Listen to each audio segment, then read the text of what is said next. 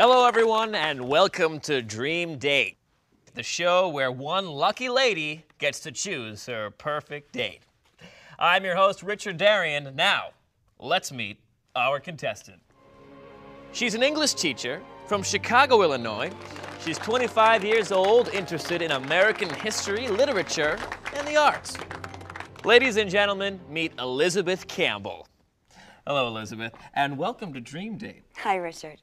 I'm delighted to be here. So tell us, Elizabeth, what qualities do you look for in a guy?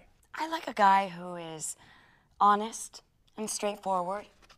Someone who is considerate and interested in other people.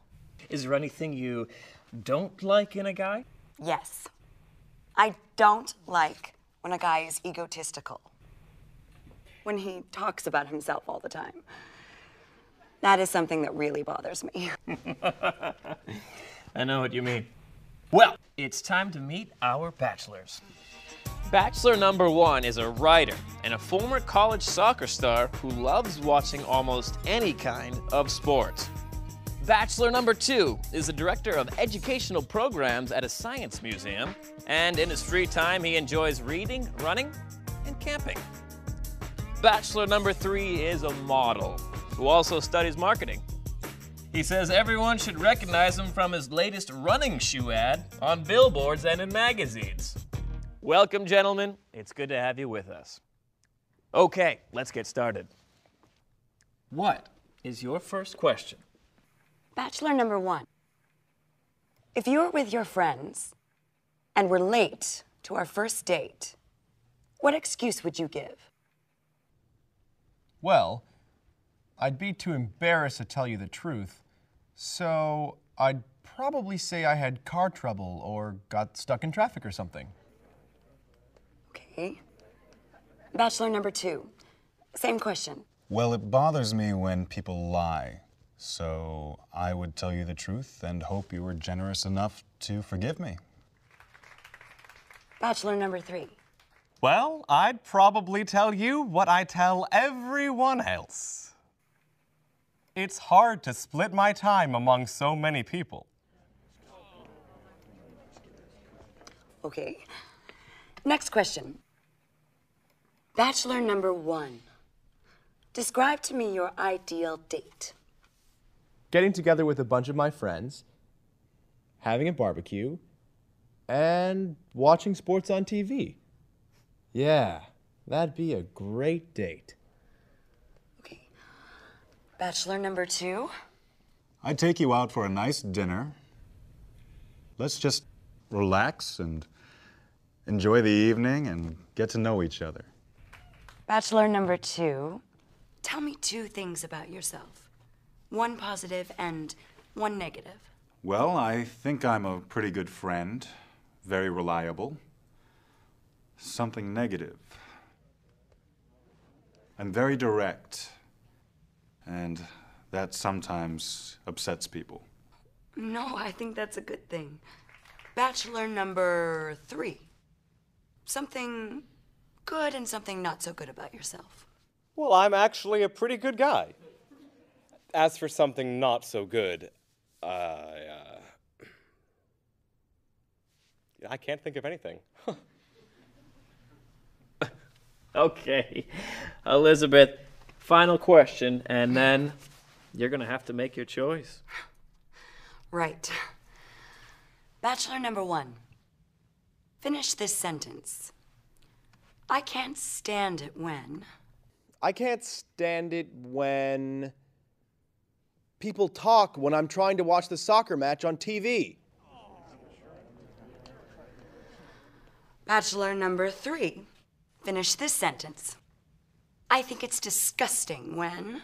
I think it's disgusting when I go to a fancy restaurant and I don't get the service I deserve. Bachelor number two.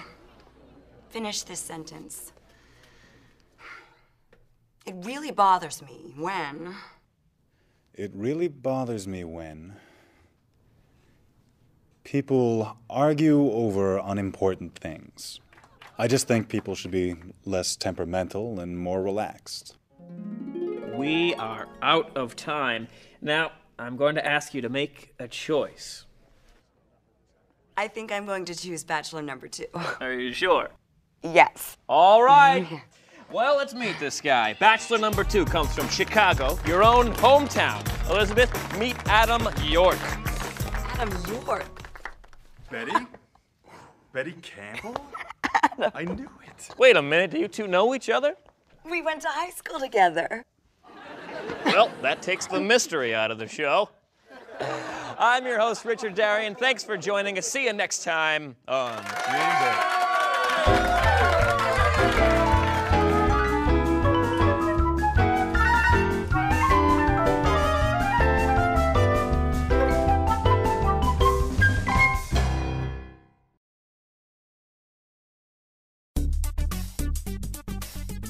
Welcome to Matheson College.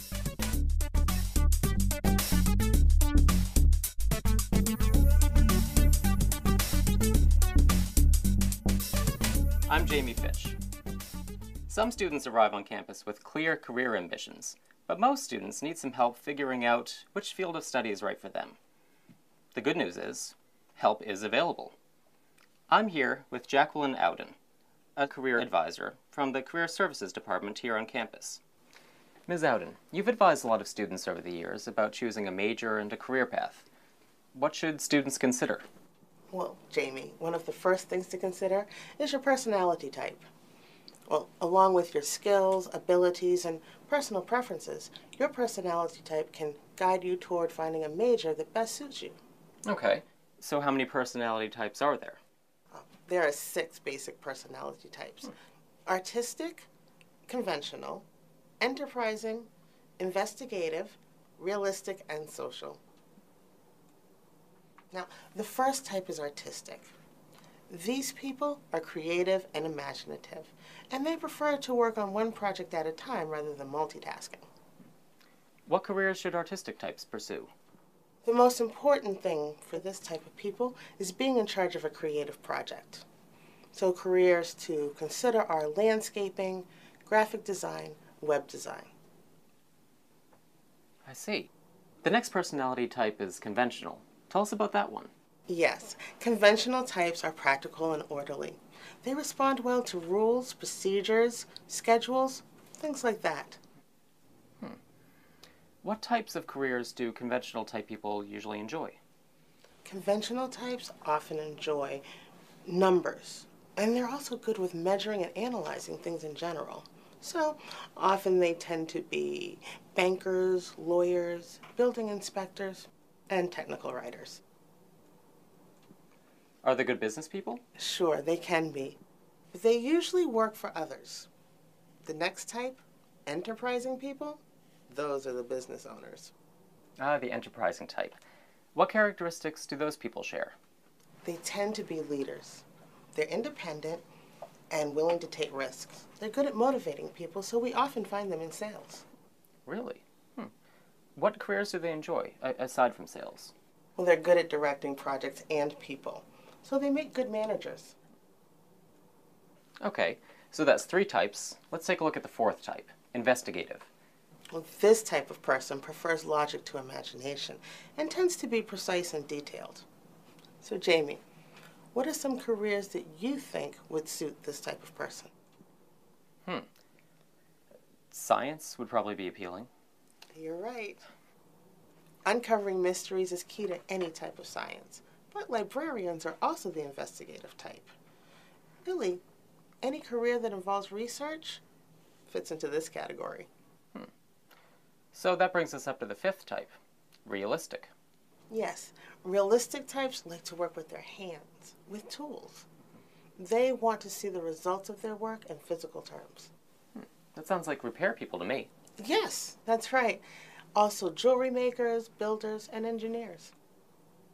So now for the 6th personality type, which is the one that describes me best. Yes, I think you're right. The last type is social. Social types like people. Their jobs usually involve helping and communicating with others. I'll bet teaching would appeal to social types. Oh, yes. Medicine, coaching, broadcast journalism, and, of course, career advising. That's us. social types. Ms. Auden, thank you for sharing this information with us. It was my pleasure, Jamie. Well, we hope this information has been helpful to you. If you'd like to learn more, visit the Career Services Department and tell them Jamie sent you.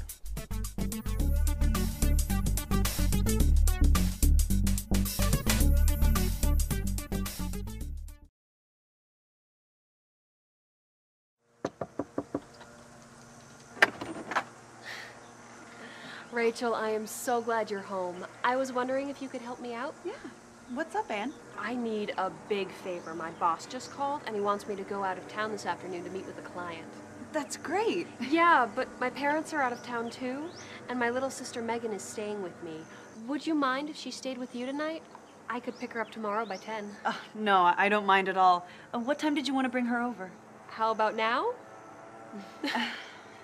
Hi, Megan. Did you want to spend the night here? Okay. Great. But I have a report to work on tonight. Don't worry, we planned ahead. She brought her homework. She'll keep herself busy. Fantastic. I have to run. Thanks a million. Oh, you're welcome. Bye, Meg. Have fun, but do your homework, okay? Don't worry, Anne. I will. Bye.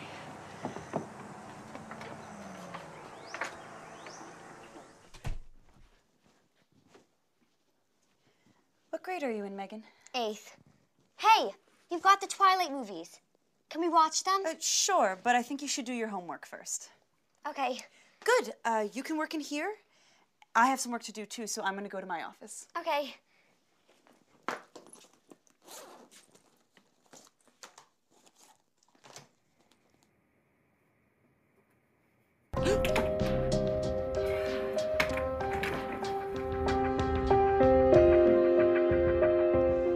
Hey, kiddo. How's the homework coming? Good. I did half of my math problems. That's good, but you still have some more work to do. You can watch the movie when you're done, okay?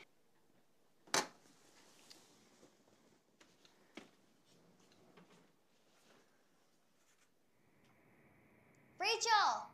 Yes? I'm done. Is it okay if I watch the movie now? Yes?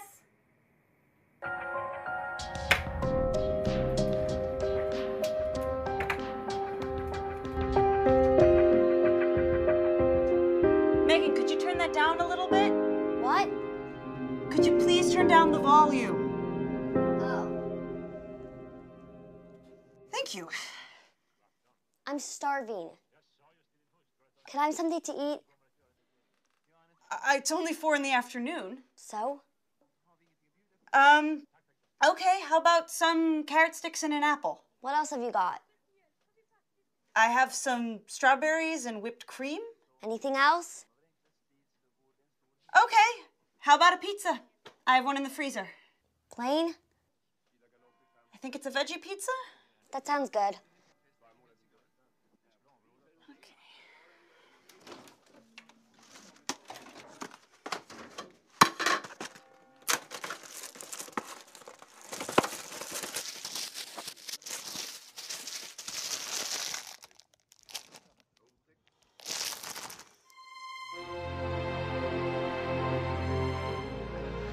I love this part.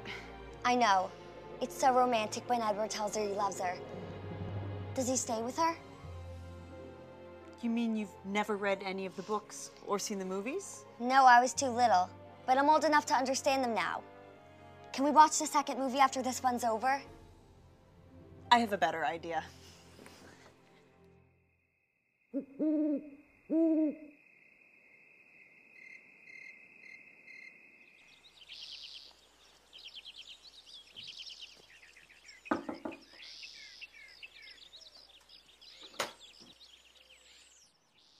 Hello? Anybody home?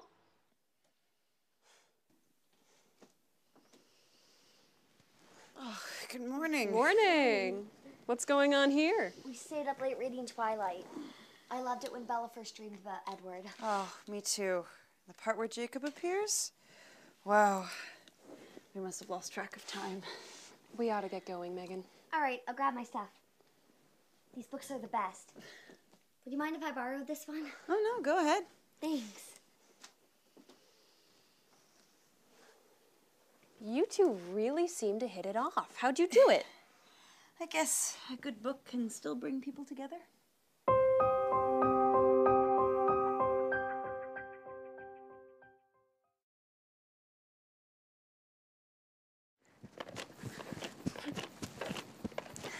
Hey guys, you're not going to believe this. I just heard a story about this campground. What do you mean? What about it? I was just at the bathhouse. I had taken a shower and was brushing my teeth when this woman came in with her daughter. She was telling her the story, so I listened in. What's so interesting about this old campground? It isn't scary, is it? Because scary stories freak me out. Don't be such a chicken, Molly. Come on, Ellen, tell us the story. Well, this all took place many years ago. Before it was turned into a campground, this land had been a farm. It was owned by a young couple named Theodore and Dolly McShane. Mr. McShane had inherited the land from a relative. So, what's so scary about that? I thought this was supposed to be a spooky story. I'm getting to that, just wait. The McShanes were wonderful people. Friendly, sociable, everybody loved them. And they really, really loved each other. Everybody could see it.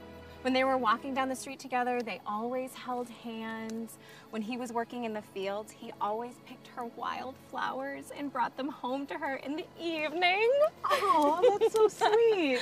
Oh no, then something bad happened, right? Yes.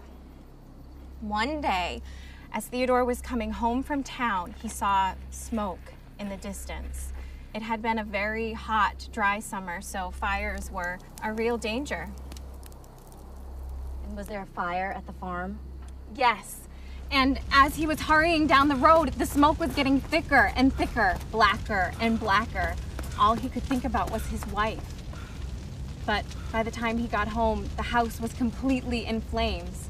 He screamed Dolly's name over and over, but she didn't answer. She was in the house? She died in the fire? Yes. It was a terrible tragedy.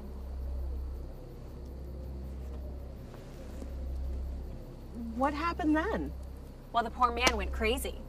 He refused to believe that Dolly had died. For months, he searched for her.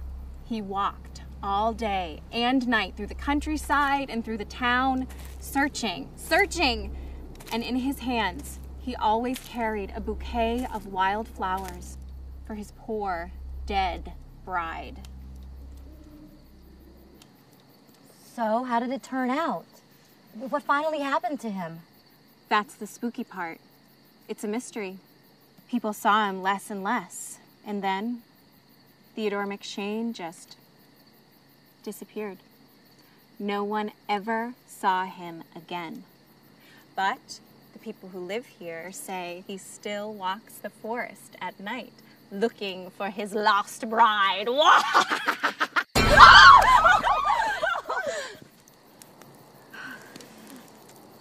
I'm sorry, I didn't mean to frighten you, ladies. I was making my rounds and wanted to see if everything is all right. Yes, a park ranger, of course. Yes, everything's fine. Ellen was telling us a spooky story when you came by. Campfire stories, huh? That's always fun. Well, okay then, I'll let you get back to it. Thanks for checking on us, and sorry about the screams. Oh, that's okay.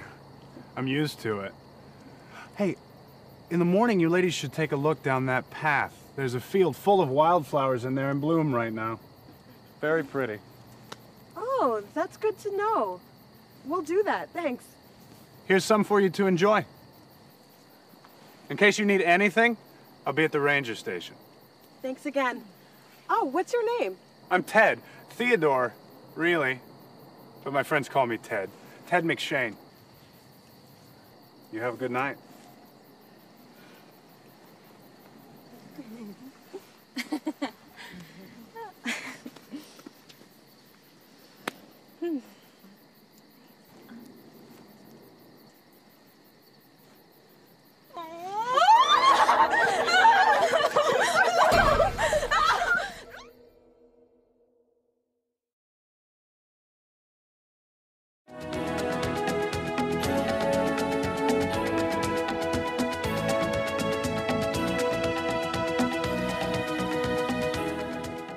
Hi, I'm Chris Brooks. Welcome to Travel World. Have you ever traveled to a country with a completely different culture? If you have, you probably know what culture shock is. It's a feeling of confusion you get from suddenly being in a new environment. The traditions and customs may seem strange. Expectations are different. You don't know exactly what you're supposed to do. You may even be a little bit afraid of making a mistake. In time, you get used to everything. But when you get home, you often have some interesting and perhaps humorous stories to tell about your cross-cultural experiences. Today, we're going to Latin America to meet some people who've traveled abroad and hear about their experiences crossing cultures. First, let's go to Brazil.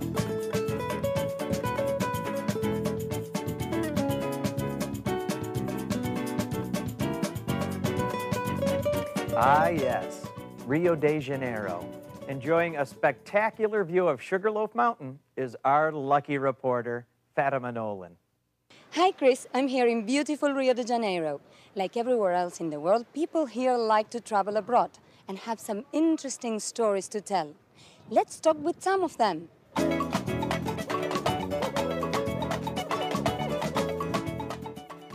What's your name and where are you from? My name is Camilla, and I was born in Stockholm, Sweden, but I moved to Rio when I was 4, and I've lived here ever since. 2 years ago, I went to Sweden, and I lived there for a year. What did you notice that was different? Well, the first thing that I noticed when I got to Sweden was how people greet each other. It was completely different, because here in Brazil, we kiss on the cheek, and they shake hands. So I went to kiss, and they, oh my goodness, what's going on? And they felt like you're invading my space or something like that. It was strange.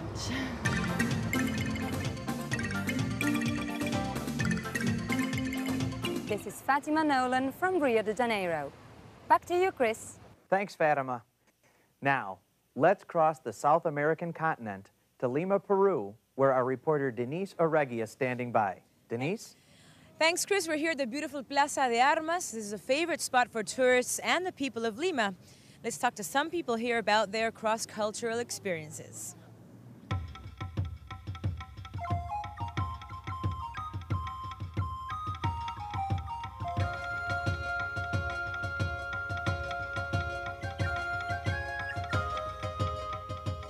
Hi, what's your name and where are you from?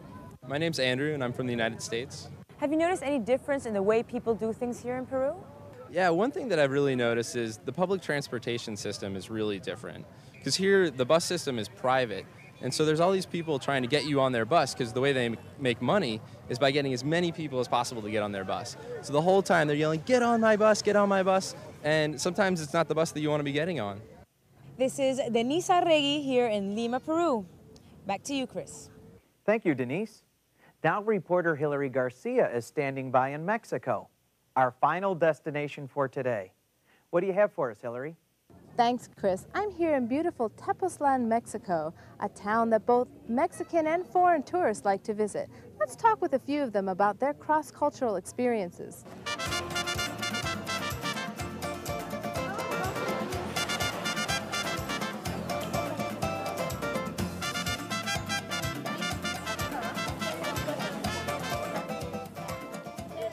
Hi, what's your name and where are you from? My name is Delfino Valdez, and I was born in Reynosa, Mexico, and now I live in the United States. Tell us about your cross-cultural experience. I am married to an American woman, and she was making me lunch one day, and she brought me a soup and a sandwich. Once I was done with it, I said, "Okay, honey, where's the rest of it?" And she said that was it. Well, it is customary in my culture to have a huge meal in the middle of the day, with the beans, the rice, meat. So needless to say, I was very surprised. This is Hilary Garcia in Tepoztlan, Mexico. Back to you, Chris. Until next time, this is Chris Brooks for Travel World, bidding you bon voyage.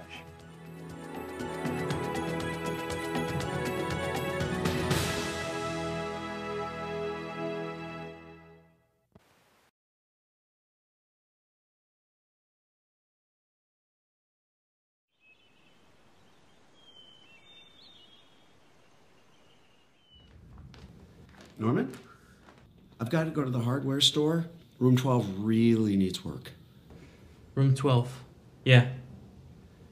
We're expecting guests soon, so take care of them, okay? Yes, room 12. Thanks.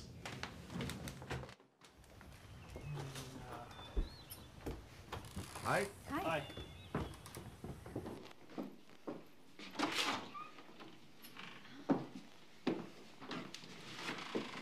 Hello? Hello? Anybody there?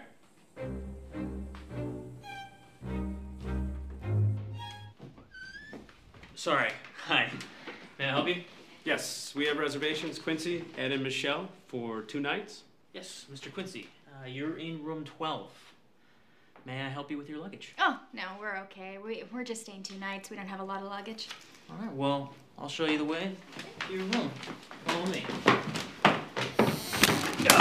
Oh, watch that floorboard. It's loose. Be careful.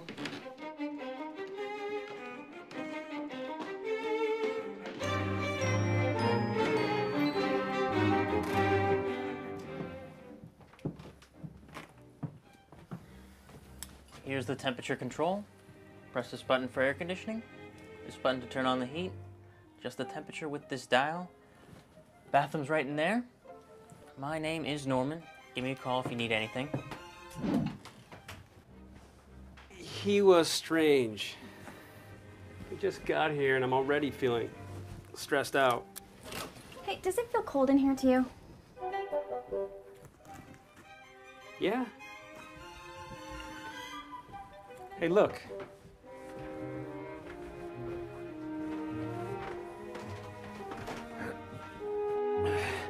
It's stuck.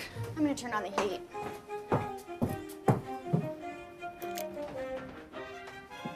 This thing's broken.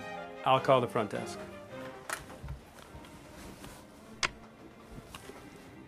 Norman, we have a window that needs to be fixed, and the heat needs to be checked too. Okay? Thanks. He's on his way. That was nice of him. I still think he's strange. That was quick. Hi. Hi. What's the problem? Oh, it's cold. Turn up the heat. The heat doesn't work. Well, what's wrong with it? The dial's broken. It came off in my hand. Well, that should do it. We'll see. That window needs fixing too. It's stuck and it's letting the cold air in.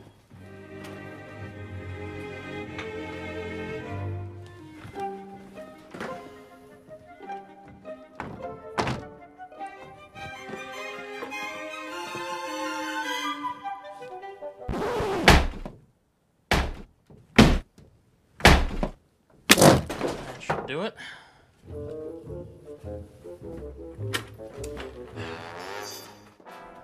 Thanks. You're welcome.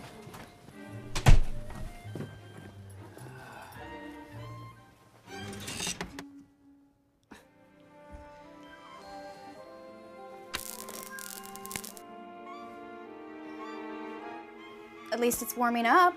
Yeah, but look around. The paint is cracked and peeling. The nightstand is scratched. The curtains are torn. And the rug is worn and dirty. Actually, this place is a dump.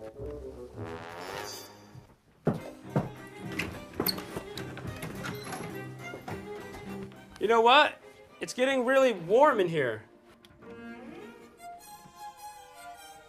Norman didn't fix anything. He just turned the temperature way up, and now it's stuck on high. I can't turn the heat off. Well, open the window. I'm on it.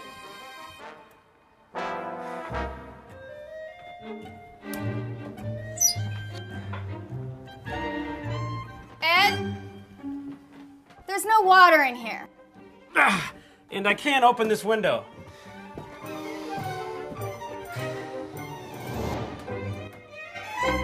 That does it. We're leaving. Something the matter? Everything's the matter. First of all, the thermostat is broken. It's too hot now. And the window is stuck, and there's no water. Everything needs to be fixed.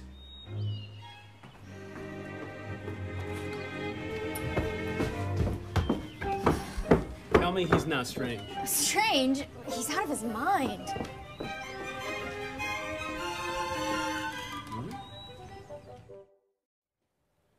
One of the most remote nations on Earth, threatened by rising water levels, has today experienced the damaging impact of what's known as a king tide. Tuvalu is a small group of islands 10,000 miles and 11 time zones away in the South Pacific. Islanders fear that the area could disappear within 50 years if action isn't taken over climate change.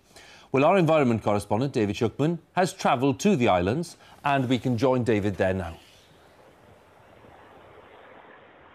Hugh, thank you. It's a stormy time here in the heat of the South Pacific, just the combination of high tides and strong winds that people dread. Because Tuvalu is so low in the water, it really does run the risk of becoming the first country to fall victim to the way our climate is now changing. Incredibly beautiful, but incredibly vulnerable. The fragile strips of green that make up this country only just break the surface of the ocean. But for how much longer? The mighty waves of the Pacific pound the shoreline during what's called a king tide, the highest tides of the year, and the effects can be devastating. This is the island's main road. I mean, we've never seen this in the past, water coming all the way up to this far. And our house is just up behind us. But the water also surges up from underground, through the coral the islands are built on. In the space of an hour, the lowest areas are all flooded. Everyone feels the impact. This priest steps carefully through the waters on his way to conduct a funeral. The higher the king tides get, the harder it is to keep things going here. So can you grow anything here? No. Because it's too salty? Yeah, too salty. Okay. The seawater is poisoning the soil and people are nervous. It makes me feel scary. So what will happen to us in 10 years' time? This isn't like other floods that I've covered with a single catastrophic event. Instead, it's a creeping process with this seawater flowing up into the heart of these islands and slowly, but effectively, killing them off. The water bubbles up in tiny streams, and everywhere you look, it just lies on the surface. And the problem is getting worse. At the harbour, the rising swell is monitored by an Australian system. The measurements go back 15 years. And at the local Met Office, they say the king tides are getting higher, a trend forecast to continue. In prediction, the next 5 to 10 years, the king tide getting worse and getting higher than normal. Then most of the coastal areas would be washed out. The implications are alarming. A typical high tide reaches about 2.5 metres. A king tide like now can be more than 3. The UN Climate Panel forecasts a rise of another ½ metre, when the highest point is only about 4.5 metres. Now for Tuvalu, each scenario would cost precious land. Only a small rise would see parts of the island go under, perhaps even the runway, a lifeline to the outside world. How long have you got? Not more than 50 years. In fact, some of the islands have already disappeared. Please help us. You cause climate change. You know, the polluter pays principle must apply. You must set up a global fund to which these islands can come and tap into to build their resilience, to build their capacity, their education, technology, and all that, and restore what the damage has been done. People here say there must be a technological fix if a rich country like Dubai can build entirely new islands, especially since these are so narrow you can cross from one side to the other in a few short paces. The problem? They're founded on coral, which is porous. Saving these islands will cost a fortune. For the children of Tuvalu, the floods are fun. But for them to lead their lives on these islands will require massive international support. And with just 11,000 people here, will the outside world think it's worth it? Now, of course, Tuvalu does get some aid, but not nearly enough to keep the rising sea at bay. So the international community faces very soon a difficult choice of whether to draw a line between those who get saved and those who don't. And in the meantime, people here are getting ready for another king tide. Right now it's low. It's due to get very high in about 8 hours' time. Back to you in the studio. David, thank you very much. David Shukman there, our environment correspondent in Tuvalu.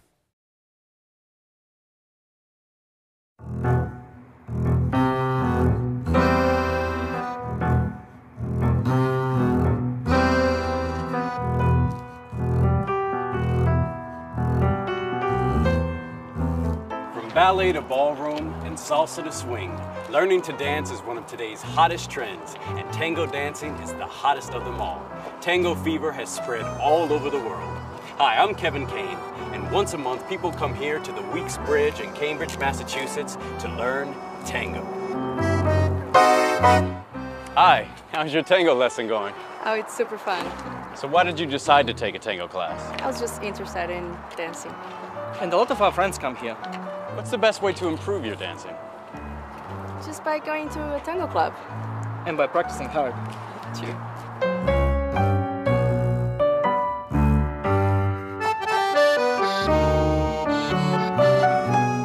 How did you learn to dance? By coming to class. And why did you decide to take tango lessons? Because I wanted to keep fit and have fun at the same time. Well, I took some lessons, and I come here to practice. So what's a good way to improve your dancing? By practicing with a guy, but you have to find a good partner.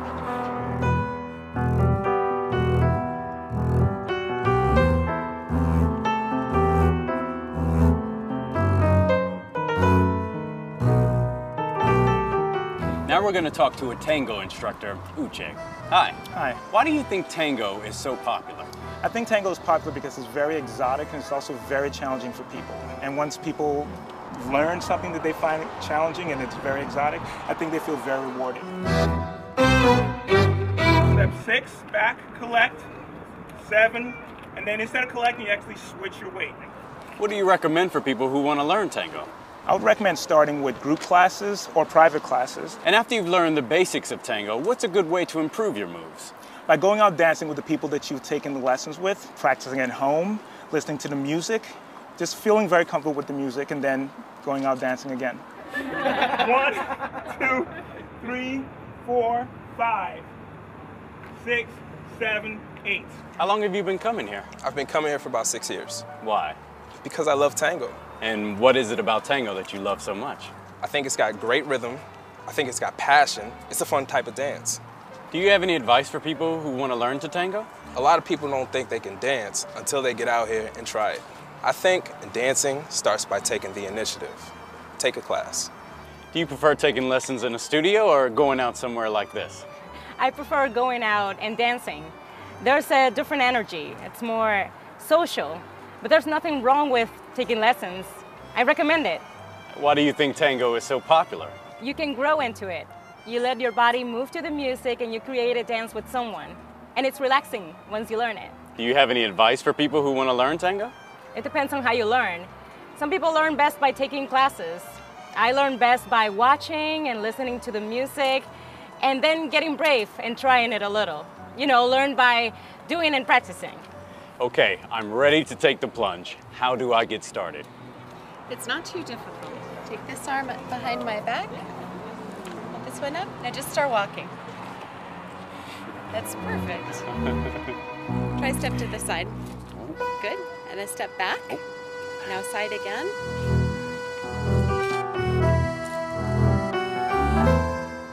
Hey, this is a lot of fun. You should try it. This is Kevin, actually dancing tango from the Weeks Bridge in Cambridge, Massachusetts.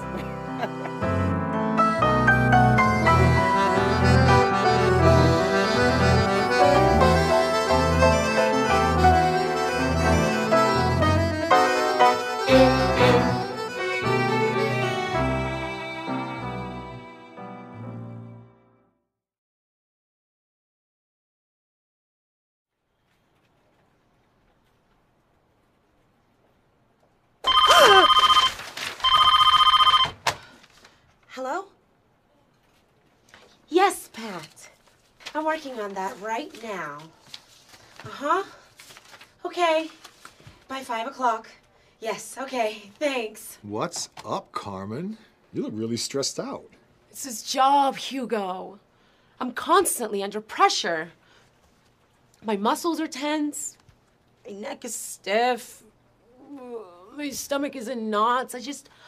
I can't seem to relax. Yeah, stress is a killer. Well, one thing you could do is get some exercise. It's a great way to relieve tension. I tried that. Did it help? It's a long story. First, I tried skating. I love skating. How'd it work out? It didn't. Oh, I'll say. Then I tried dance lessons. Oh, I love dancing. Me too. And so does my husband. But he was a little too enthusiastic. Uh-huh. Well, have you thought about taking a yoga class? They say it's very relaxing. Yoga? Relaxing? Are you kidding me? You see this paper clip? Yes. This is what I'd look like after my yoga class. Ouch. There's always hypnotherapy. I've tried that too. Now, every time I hear the word ocean, it's supposed to relax me. Oh, and it works. The other day, I was in a meeting. Someone started talking about the environmental problems in the world's oceans. People said the word ocean so many times that I fell asleep. Oh, yeah, I heard about that. That must have been embarrassing. Now half the office knows. See what I mean? Need to get the hypnotherapy reversed. I have an idea. You could try aromatherapy. What's that? It's like a massage, but they rub your skin with scented oils. I'm not sure about that. I'm allergic to perfume. Well, it might be a good idea then for you to take some time off. Go on vacation. Rent a little house on the beach or something. You know, on the ocean. The ocean? Oh, that's a good idea. Maybe I'll take a vacation. It's very relaxing. Lying on the beach, listening to the sounds of the ocean. Ocean. Ocean.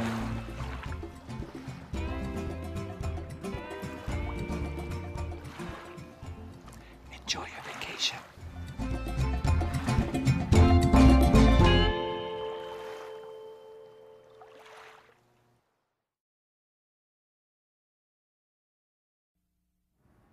Finally from us, the virtual office. For better or worse, technology and globalization are creating startling changes in what it means to be on the job.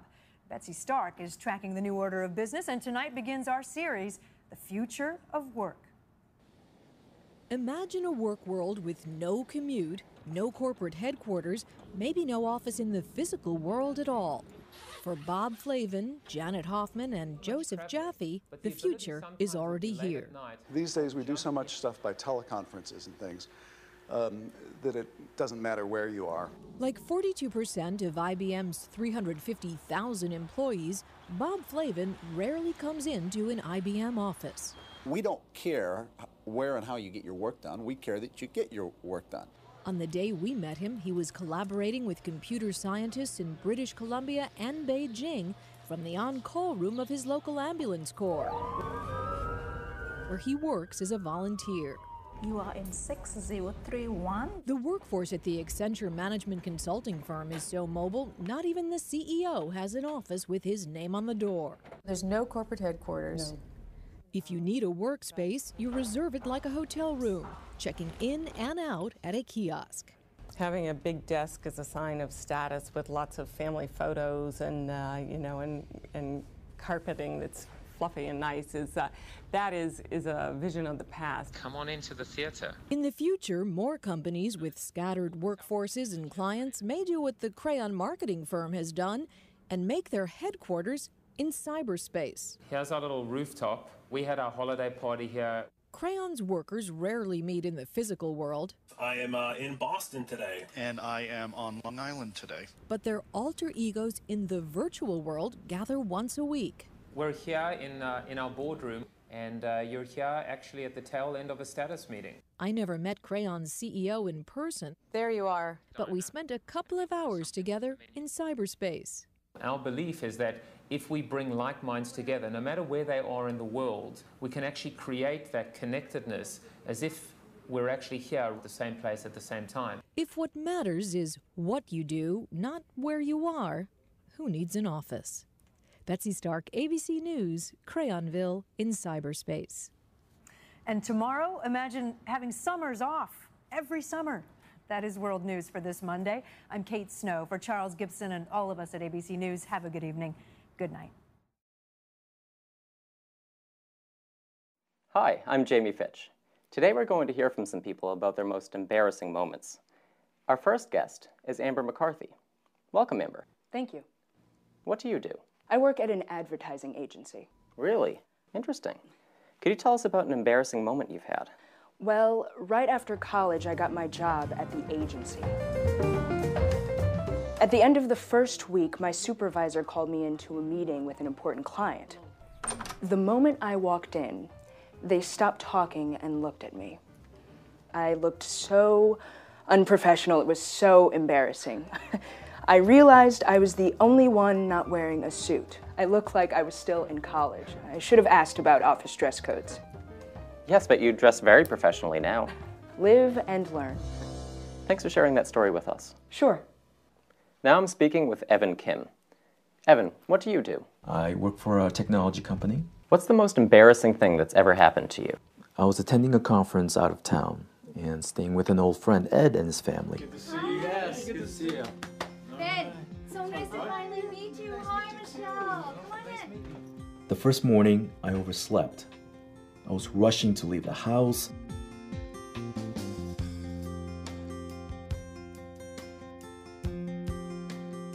When I knocked over a vase and broke it. No one was awake yet, and I was in a hurry, so I just threw away the pieces.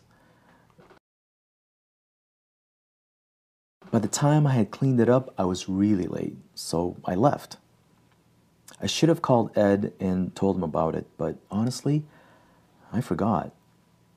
That night, when I got back to the house, Ed and his wife, Michelle, were having an argument with their son, Ben. They thought Ben had broken the vase and then tried to hide it. Ben kept saying he hadn't done it, but no one believed him. As soon as I realized what they were arguing about, I told them I was the one that broke the vase. Okay, you need to step forward, take ownership. Steve, this is family Ed, business. please, just stop. I broke the vase. I was so embarrassed. I had broken a vase and caused an argument. Oh no. Well, what should you have done? I should have left a note or called or something. I offered to buy a new vase, but Michelle didn't want that. It turns out the vase was a family heirloom and very special to her. If I had known that, I would have woken her up, told her about it when it happened. Michelle, I'm sorry. Ben, I'm sorry. She forgave me, but her son still won't talk to me. Oh, he will eventually. I hope so. Maybe I should have bought him something to apologize. Thanks for the story, Evan. And now let's talk with Alexis Reynolds. Welcome. Thank you. What do you do, Alexis? I'm a student, and I also work part-time at a theater. What's your most embarrassing moment? I was taking tickets at the theater. There were all these really famous actors. Everybody was there. It was a very important performance. One of the reasons that I work at the theater is so I can see the plays for free. So after I'm finished taking tickets, I can go sit in the back and watch the play. And so I was sitting there, and I was totally into it, and the audience was just spellbound. And right at the most dramatic moment of the play, my cell phone rang. Oh my gosh. Just wait, it gets so much worse. So my ringtone is hip hop, and it was turned all the way up. I mean, really loud. And of course, I couldn't find my phone in my bag.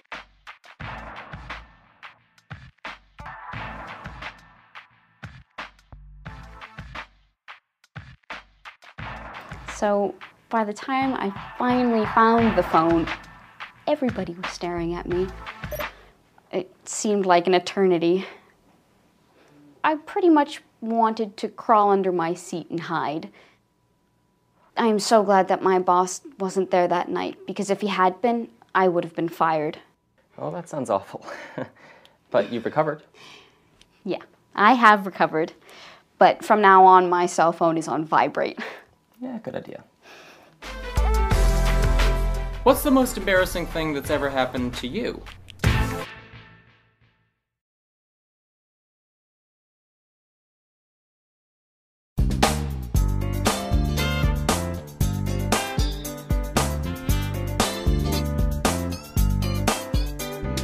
Hi, this is Jacob with Campus TV. Today we're at Choice Cafe on University Drive. I'm talking to the owner, Lily Chen. Choice Cafe opened 2 years ago. Since then, students have been lining up for coffee and food. Why is Choice Cafe so successful? Let's find out. Thank you for agreeing to speak with me today. Choice Cafe is popular on campus. Yes, the cafe is doing very well. What's the secret to your success? I've been very lucky. And I have great customers. But it is hard. I think there are several reasons we do so well. We're popular because of our location, of course. For a cafe to succeed, it can't be off the beaten path. It needs to be where people can find it. You don't have to walk far. It's convenient, right next to campus. But that can't be the only reason. After all, Central Cafe closed last year, and it was just 1 block away from campus. Did Choice put Central Cafe out of business? Yes and no. We were definitely in competition with each other, but Central Cafe didn't have comfortable seats. In order for a cafe to attract customers, it should have comfortable chairs. Our cafe is famous for its cozy atmosphere. Look at those chairs. People can come here to relax, drink their tea or coffee, and study or read. Do you encourage people to stay a long time? I absolutely do encourage people to stay. I think that's the reason why they keep coming back. They can read, do homework, meet their friends, and during this time, they drink 2 or 3 cups of coffee and have a pastry. What about the food? Our food is made here, fresh every morning. We have a strong takeout business. People order food to take home or to eat outside. Outside? You mean on the grass on campus? Anywhere. We do have tables outside too, but people do eat on campus. It's really pretty there. But it's nice to sit inside too. The atmosphere is great here. Talk about that for a minute. The lights, the music? Music is key to a cafe's success. You need to make sure you have good music. I'm not an expert. I mean, I don't know much about music. But people who work here are students. They're tuned in. They know what's popular. So I let them choose the music. And people like it. Yes. And since I want to encourage people to meet their friends here, chat, read, so on, I make sure the music's not too loud. I mean, we can hear each other just fine, right? Right. Well, Lily, thank you. I've really enjoyed learning more about what makes Choice a successful cafe. You're welcome, Jacob. Come anytime. For Campus TV, this is Jacob signing off.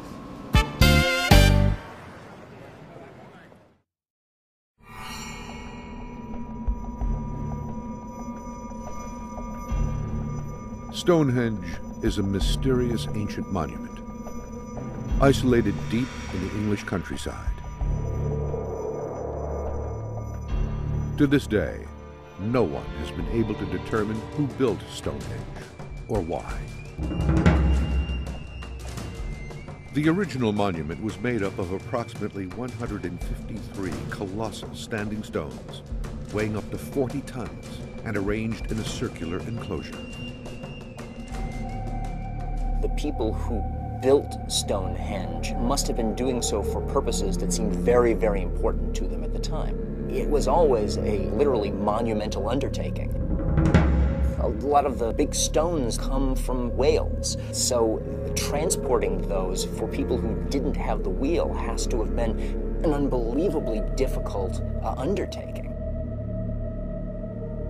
Stonehenge has been called everything from a Neolithic hospital to an alien landing site, a solar temple,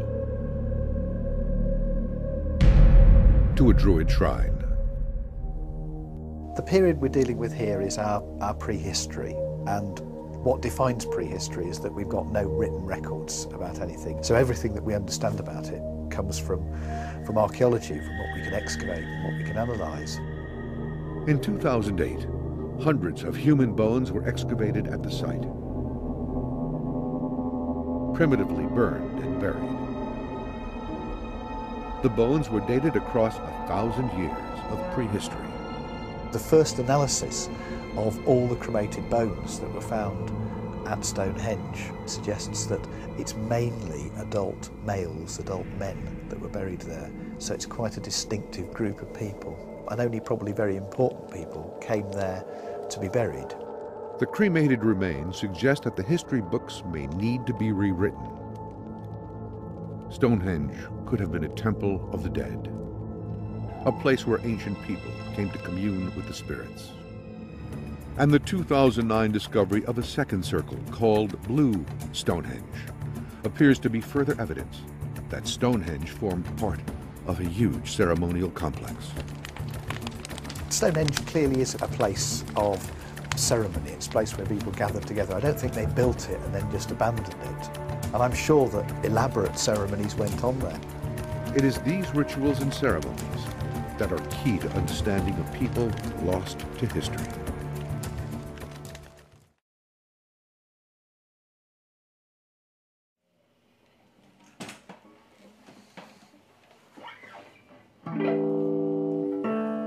My name is Matthew Hawks, and I'm a singer-songwriter. Making music is my creative outlet, the way I make sense of the world around me. When I sit down to compose, the first thing I do is tune my guitar.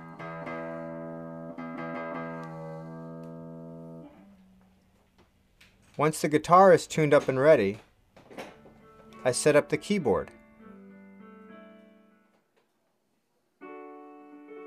The keyboard has multiple functions and multiple sounds. What comes out of me is a reflection of how I'm feeling that day. Sometimes I can spend hours writing one piece.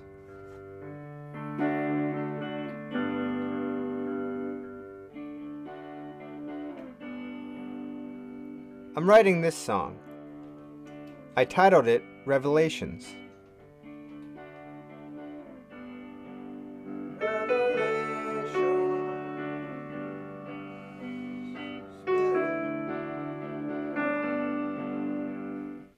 When I sit down to write, one of the things I like to use most is a thesaurus. I started with a one word, Revelations. I look it up in the thesaurus, and I could have 10 words then, each with a different sound, each offering a different rhyme scheme for me. As like the sun, the sky is done, I will think about all that's true. The end of the day, if I don't get my way, I will wake knowing what to do. When I feel I've taken my song as far as I can, I then bring it to a recording studio. I think it's important to get feedback and ideas from other musicians. Aldous Collins is a guitarist and a friend. He accompanies me in the recording studio. At the studio, we work with a recording engineer. I'm Richard Marr. I'm a recording engineer.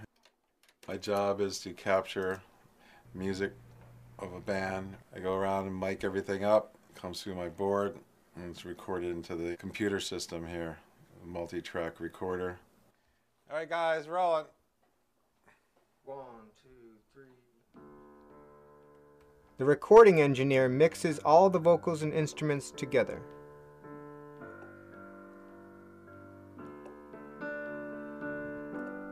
Recording your music can actually teach you a lot. You hear your own music differently. Revelation. It changes your perspective, and you notice all kinds of things that you didn't when you composed the song. If I don't get my way, wake knowing what to do. Wake knowing what to do. At the end of the recording session, I have a digital file of my song.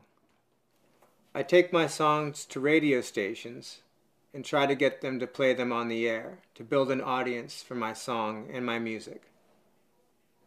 Hi, my name is Melanie Oliver. I'm the program director here at the radio station. The program director's job is to decide what music is played on air. So I pick the songs and tell the DJs what songs to play. Hey Josh, come on in. Hey Melanie. Hey. So I've picked the 3 songs that we're going to use for the local music show. Okay, here's some background information. Great. One of the artists' name is Matthew Hawks. Okay. The song is called Revelations. It's going to be a really good song, so I think you should play it on your show. Great. I look forward to playing it. Great, thank you. Thank you. My name is Josh McBride, and I'm a DJ right here at the radio station. The main responsibility of a DJ is to play music on the radio. Other responsibilities include adjusting the volume, speaking with listeners, conducting contests, and reading commercials. Here's a new one from a Boston local. Matthew Hawks did this one.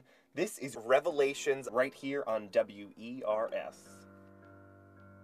And now, people all over the world can download it too, which is so cool. If you want to download it, look me up. My name is Matt Hawks. Revelation. Spinning round. At www.matthawks.com. Turn the corner. And the song is Revelations. So profound. Enjoy. I'm sick of this road.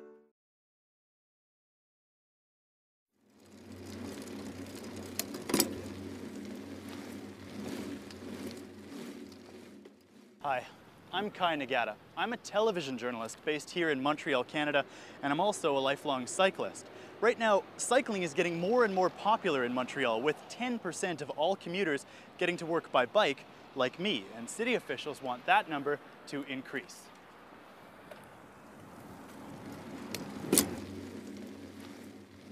More bicycles means more bicycle traffic, and that means sharing the road.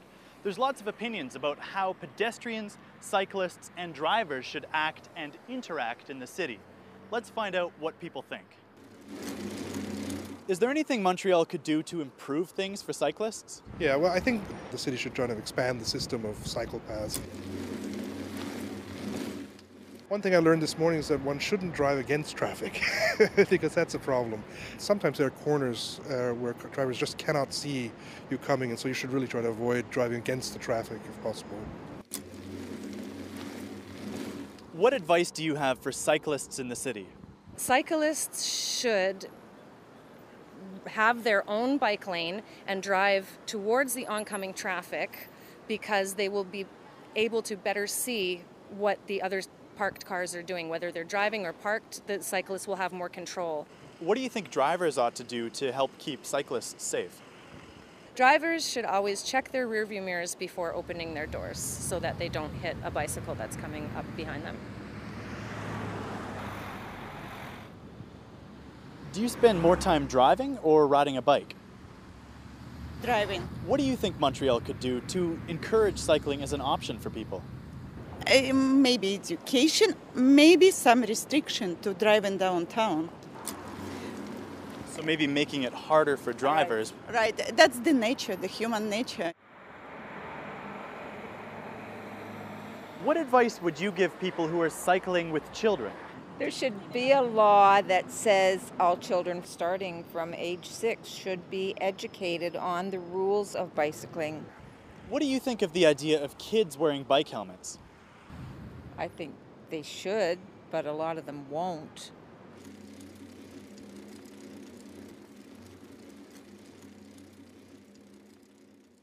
What do you think the city could do to make cyclists even safer in Montreal? I think it would be best if bicycles and buses were not on the same street. Why do you think that? Because they're not compatible. The bus is very large and we're very small and not protected, but we drive approximately the same speed or on the same path. What do you think cyclists should do to help keep themselves safe in traffic? Be more aware of both automobiles and pedestrians. I think there are ways in which sometimes we cut corners in terms of moving through traffic. Particularly moving traffic, I think cyclists need to be aware. What do you think when you see cyclists riding around with headphones in? I don't think it's the best idea. You have to be alert. You don't often need your ears when you're cycling, but every once in a while you hear something that indicates something that you didn't see. And for safety reasons, that I think, you know, I'd like to bike and listen to music too, but if you're going to do that, I think you should do that in a park. What advice do you have for cyclists in the city? People should never wear Walkmans or iPods or whatever while they cycle, because a lot of cycle safety has to do with listening. What advice would you give people who are cycling with children? I think cycling on the sidewalk is fine with kids. I think most pedestrians are at ease with it. You know, look here, look at how wide this sidewalk is. If you have young children who are just learning to cycle, I don't see anything wrong with cycling on the sidewalk along here. What's your impression of Montreal as a city for cycling? Cyclists should take a bigger piece of the city and play a bigger role in the city.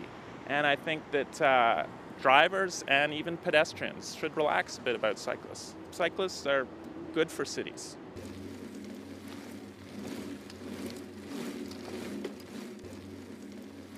Wherever bikes and cars share the road, people are going to have opinions about how they ought to interact. Montreal is no exception, and we may not have solved all the problems yet, but we're working on it. I'm Kai Nagata reporting from Montreal, Quebec, Canada.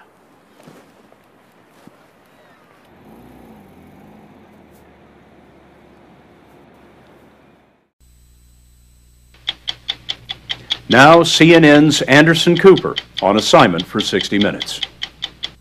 For years, educators have tried and failed to get poor kids from the inner city to do just as well in school as kids from America's more affluent suburbs.